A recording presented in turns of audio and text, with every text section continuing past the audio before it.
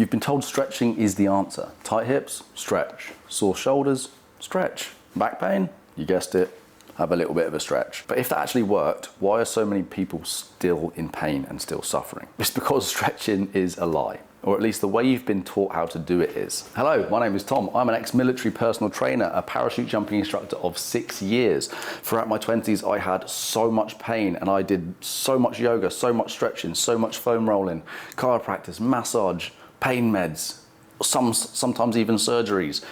Nothing helped. And now I'm 35 years old and I feel fantastic. And I'm about to tell you exactly how you can achieve the same thing if you're suffering with tightness every single day or just, body problems. So first of all, I'm just going to explain why stretching obviously has its benefits, but why fundamentally it's not actually getting you the long-term results that you need.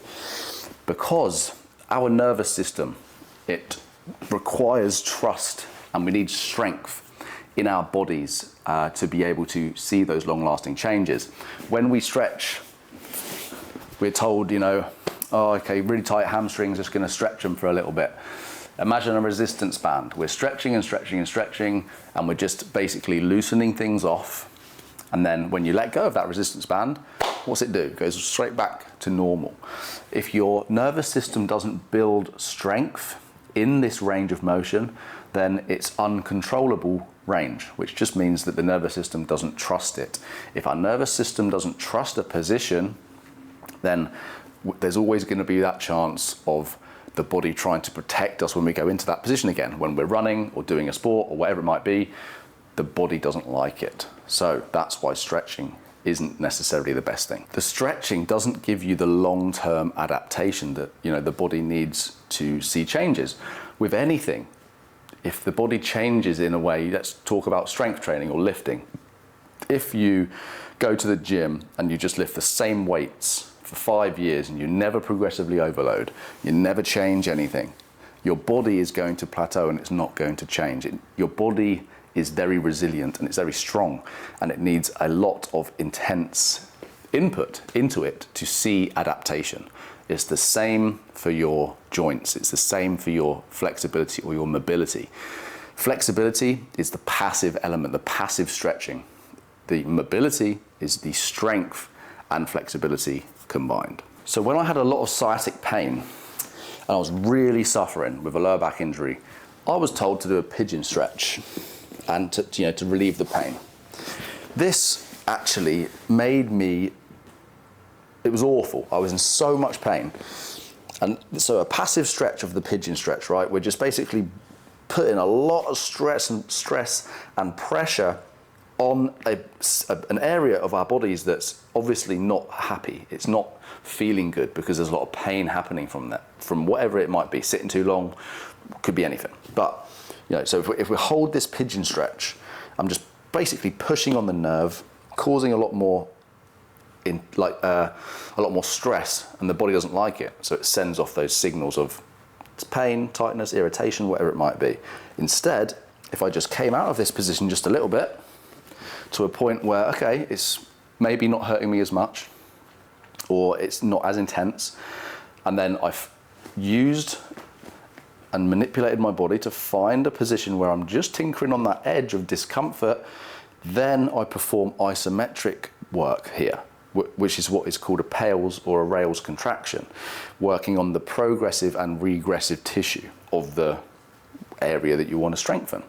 So if I do a PALS contraction, I'm basically trying to move away from the stretch that I'm in.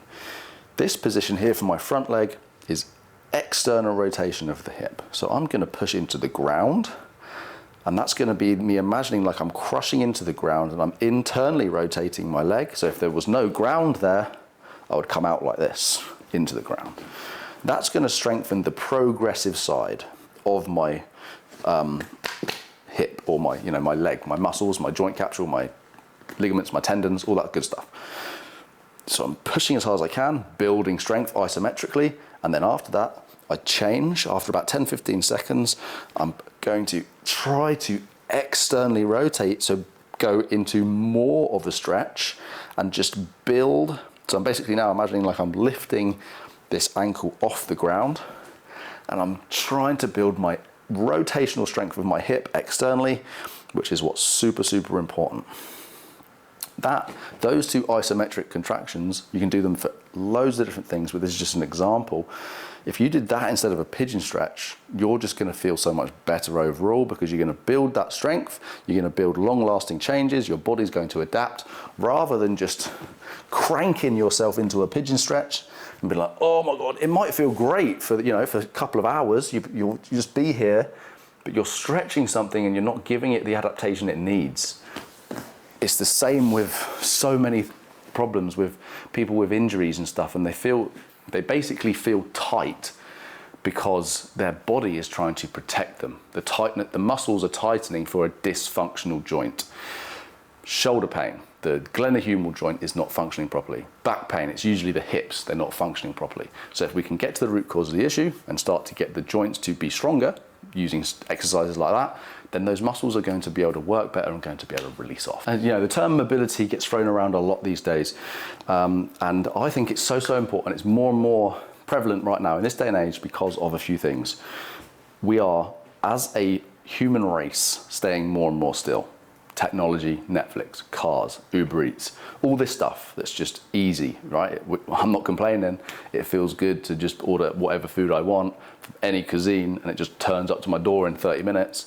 Awesome. I don't have to go hunting and killing lions or anything to try and eat. But it's causing our bodies a lot of problems. And also with our sports and the science behind everything, we're actually getting we're getting faster, we're getting stronger, we're pushing the limits of what our bodies are capable of, which is one end of the scale or the spectrum, and then what I've just explained in terms of how still we are, it's all the way down on the other side if you picture a graph. So that's just causing a huge imbalance in the scale, which is our bodies don't really know how to keep up with it or how to deal with it. So mobility training is super important. If you think about our joints, they are living things. If anything living stays still, eventually it dies. Our joints are the same.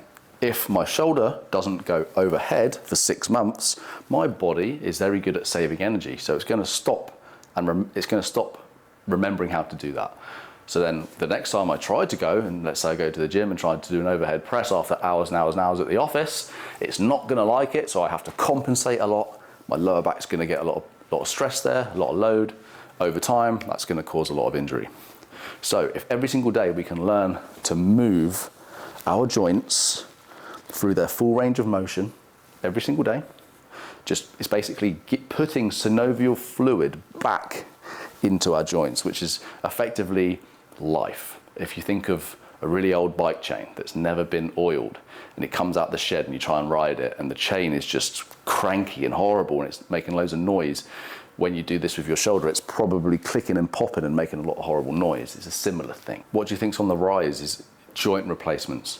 The number one cause of people's depression in Western world is low back pain. People are suffering with joint pain in so many different age groups because I speak to people every single day who are suffering. So I've given all this information, I've told you a lot of stuff that is pretty bleak and pretty hard to hear. So what can you do? Instead of wasting your time stretching for 10-15 minutes every single day, in the morning, in the evening before you go to bed, or before you work out, it's just cutting into all your time, all your hobbies. What can you do? The first thing to do is to learn how to do controlled articular rotations. First one, well, I get everyone to start with is the hip car, because the hips for pretty much everyone are dysfunctional and they're not working properly.